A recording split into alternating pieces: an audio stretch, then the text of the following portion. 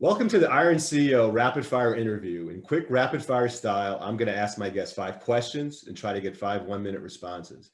My goal is getting to know these great entrepreneurial CEOs to get insights and advice to share with you, both CEOs and first-time entrepreneurs and founders. We can all learn from each other's stories, challenges, and struggles on the road to success. So I'm excited today because today is the last episode of 2020, and I have a special guest, Dave Buzanko. Dave, we're going to start a theme today by describing 3 things about you. Dave is an Ironman competitor and a business development executive for a worldwide training service provider and a resilience coach. So welcome to the program. As I said in my intro, 5 questions in 5 New York minutes. Are you ready? I'm ready. Thanks for having me, Alex. Great.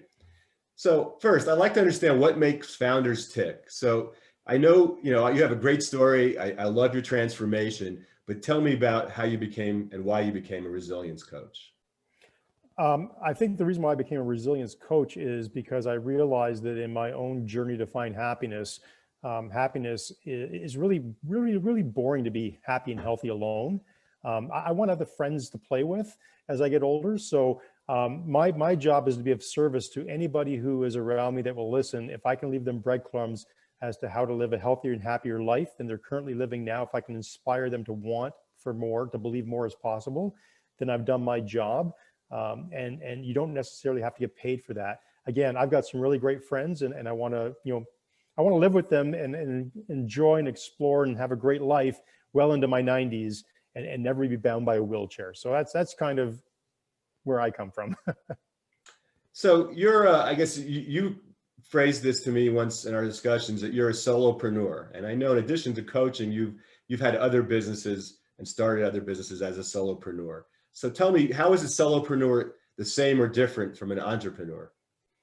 Well, I think an entrepreneur is really good at ideas, and then they hand those ideas off to other teams of people who can help build those ideas out and employ lots of people. That to me is a great example of an entrepreneur who can build a large company. I think a solopreneur is somebody who is good with ideas, but likes working by themselves or maybe with 1 or 2 different partners, brings teams of people together, but never really wanted to have or manage their own large organization. I think a lot of consultants and coaches are solopreneurs because unless they've got a team of coaches that work for them and they've found that beautiful duplicative model that works, they tend to be, on their own. And I think right now we're running into a situation with so many people being let go from jobs and they've got 20 or 30 years of experience.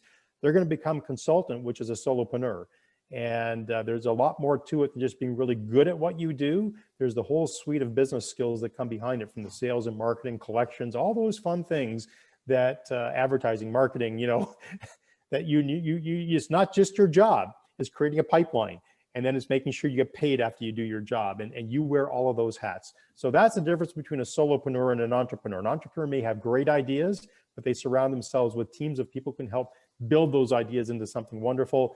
Solopreneurs tend to be just that. They're on their own and they're accountable to themselves, but they wear many, many, many hats.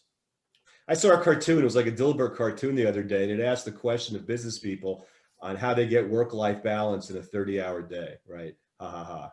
So we all have our priorities and demands. What's your hack for balancing work, family, and of course, the life of an Ironman?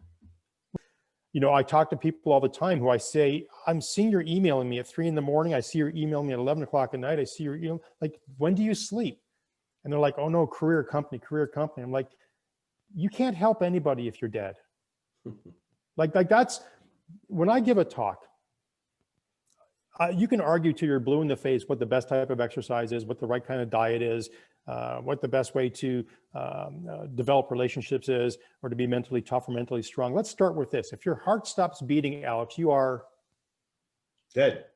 And most people do that. They go, he wants me to say dead. Yes. And then we all chuckle. Yeah, that's where it starts. I was there when I was 40 in the ER with a heart crisis, thinking I was going to die. So let's just get straight on something. If your heart stops beating, you're dead. So you need to start looking at work-life balance and going, if I value being alive and having any kind of quality of life, I need to get some stuff in order. I need to get my sleep in order. I need to get my diet in order. I need to invest in myself physically every day. And that has to be a priority. And then, right, it's like saving for your retirement.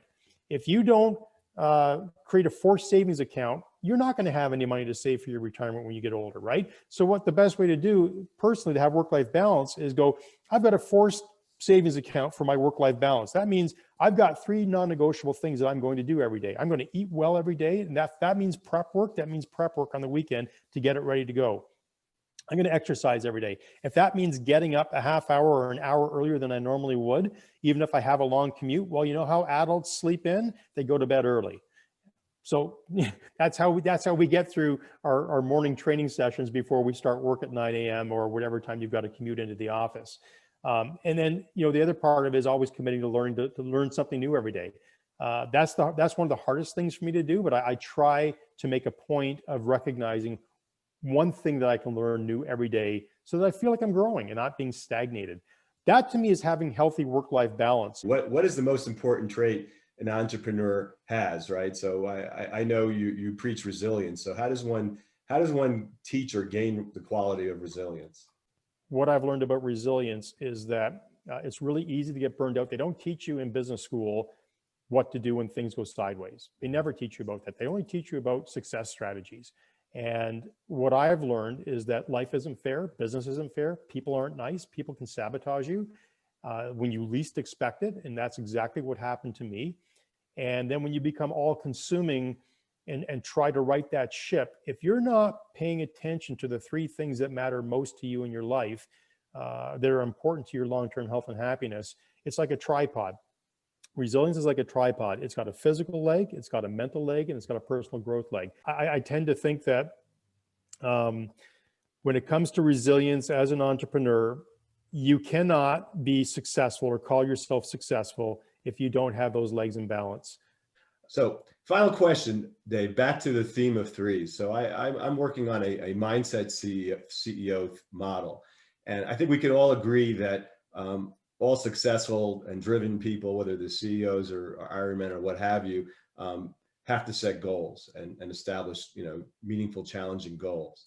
But I think the other legs of the stool are, you have beliefs and attitudes that will motivate you and inform you. And then you have, habits and actions that you need along the course. Right. So, between those 3s, what do you believe for yourself or others is where you start, right? I mean, do you start with the goal in mind, the end in mind? Do you start on what's informing you and your attitudes towards things? Yeah, I think when I started my journey 14 years ago to change my behaviors, change my lifestyle, lose the 50 pounds, behave differently, it all started with a vision that, and as corny as it sounds, I wanted to walk my daughter down the aisle. It became very apparent that the way that I was living my life, I may not have that opportunity. And she's 22 now, and my son's 26, and I want to meet my grandkids. And so, I have this very clear burning idea in my mind, this vision that even though I said earlier, it starts with your physicality. If your heart stops beating, you're dead. That's where it starts. But what's going to motivate you to get up every morning and do something about it? Well, it starts with a really clear vision. That's where the mental resilience comes in. It's not I got to take care of the physical, then I'll do the mental, then I'll do the personal, then I'll do the financial. It doesn't work like that. They all intermingle. So once you get clear as to why this matters to you, then develop a vision for yourself of what you think is possible. I literally ran into an Ironman triathlete one day, and he taught me, he said, Dave, if you ever want to take on something like the Ironman, your belief system is going to have to change. What you think is possible for yourself today will change tomorrow based on the fact that you might have gone another half a kilometer farther in your training than you've ever gone before. And you'll think that's really hard. But the next time you'll come out, you'll go a little bit farther and you'll think that's really hard. But all of a sudden you'll start to believe that more is possible.